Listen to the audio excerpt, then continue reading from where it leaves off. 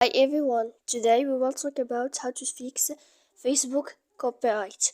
To know how to fix or how to solve Facebook copyright, you should just go to settings like this. We will click. After that, in this page, you will go to apps, default apps, app settings. When you will click here, you will go to find the application of Facebook and you will enter. After that, in this page, you will go to force stop.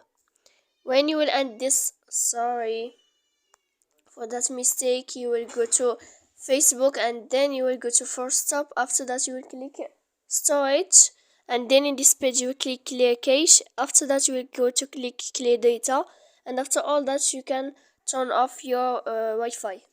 So please don't forget to support us by like and subscribe. See you next time in another video, and thank you for watching.